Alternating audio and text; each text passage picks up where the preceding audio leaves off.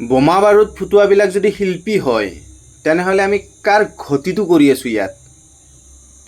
এখন ৰাষ্ট্ৰৰ মুৰব্বীয়ে যদি এনেকুৱা ধৰণৰ ফটুৱা কথা কয় তেনেহ'লে আমাৰ দৰে জনসাধাৰণৰ পৰা কি আশা কৰিব পাৰে? কি আশা কৰিব পাৰে? প্ৰথম কথা হ'ল দিৱালী শব্দৰ উৎসৱ নহয়, ফটকাৰ উৎসৱ নহয়। দিৱালীটো হ'ল পোহৰৰ উৎসৱ। গতিকে যদি দিৱালী উদযাপন কৰিব ইচ্ছা আছে তেনেহ'লে সেই দিনটোত পোহৰাই তোলক। নিজৰ ঘৰখনৰ লগতে নিজৰ লগতে দেশখনক পোহৰাই তোলক। দিৱালী হ'ল পোহৰৰ উৎসৱ। আৰু দিৱালীৰ দিনাখন কাৰ আগমন ঘটিছিল? ৰামৰ।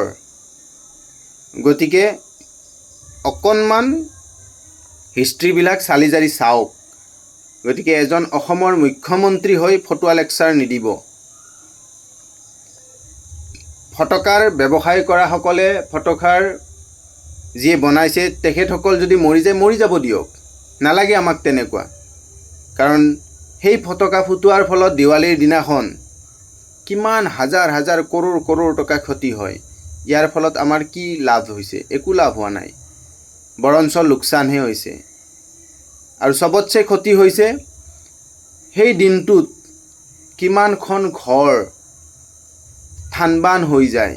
অকল ঘৰ বুলি ক'লে আমাৰ মানুহৰ জীৱশ্ৰেষ্ঠ মানুহৰ ঘৰখনেই ঘৰ নহয়, জীৱ জন্তু চৰাই চিৰিকটি বহুত আছে, সিহঁতৰ ঘৰখনো থানবান হৈ যায়। সিহঁতে সেই দিনটোত নিজৰ বাসস্থানত থাকিবৰ কাৰণে ভয় কৰে। গতিকে এইবিলাক কথা অলপ চালি জাৰি চাওক। যিবিলাক কুকুৰ মেকুৰীয়ে আমাক দেখিলে ভৌ ভৌ কৰে সেই দিনটোত আমাৰ আশ্ৰয় লয়। কিয়? কাৰণ আমি জীৱশ্ৰেষ্ঠ মানুহে, মানৱে আমি সিহঁতক শান্তিৰে বাস কৰিব নিদিওঁ। গতিকে এই চালে বেৰে কোবা কথা কৈ পৰিৱেশটো বিনষ্ট নকৰিব। যদি কিবা ক'ব লগা আছে, যদি কিবা কাম কৰিব লগা আছে তেনেহ'লে আমাৰ হাৰ্টথ্ৰব, আমাৰ মৰমৰ জুবিন দাক ন্যায় দিয়ক যদি দম আছে। জয় জুবিন দা, জাষ্টিছ ফৰ জুবিন গাৰ্গ।